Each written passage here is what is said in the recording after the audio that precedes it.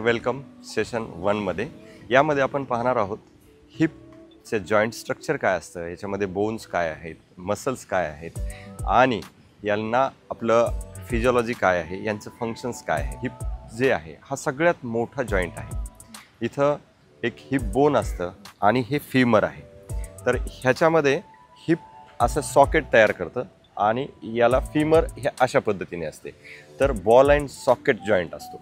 तर हे highly mobile joint आहे आपल्या बॉडीमधला, जसा शोल्डर जॉइंट आहे तसंच। तर ह्या जॉइंटला जो पकडणाऱ्या मसल्स, लिगामेंट्स, तर हे सगळे अशा पद्धतीने बांधलेले असतात। म्हणून ह्या जॉइंटला बऱ्याच मसल्स काम करतात। ह्याचे काय काय फंक्शन्स होऊ शकतात। एक आहे हिप फ्लेक्शन, फ्लेक्शन म्हणजे जवळ घेणे।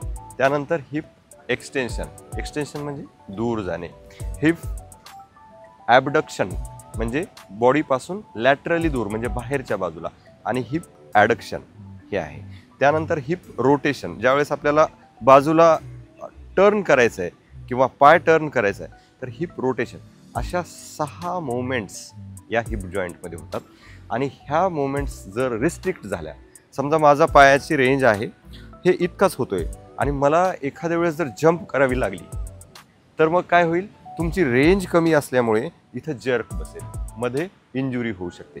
म्हणून तुम्हाला किंवा मला या ठिकाणी इतका रेंज आहे, माझी एवढीच रेंज आहे आणि माझा पाय ट्विस्ट झाला तर तिथे इंजुरी होऊ शकते, तुमची रेंज ऑफ मोशन कमी होऊ शकते।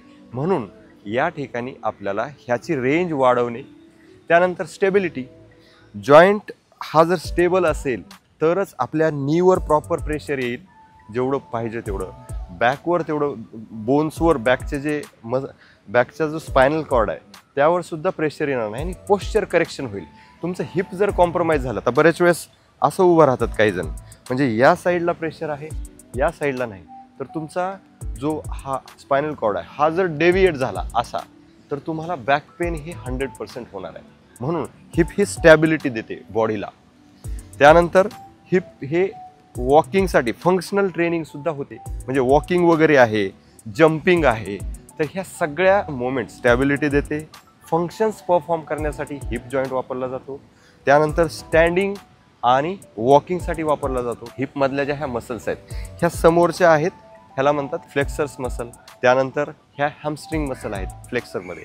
साईडला करण्यासाठी हे ग्लुटियस मॅक्सिमस, पुन्हा ॲडक्शन्स करण्यासाठी ॲडक्टर मसल्स आहेत। तर ह्या सगळ्या मसल्स काय करतात, ह्या जॉईंटला मजबूती करतात, त्यांची रेंज वाढवतात। ह्यासाठी हे मी सांगितलेले जे काही 7-8 एक्सरसाइजेस आहेत त्याच्यापैकी कुठल्याही 4 एक्सरसाइजेस तुम्ही daily 3 minutes each exercise perform करायचे।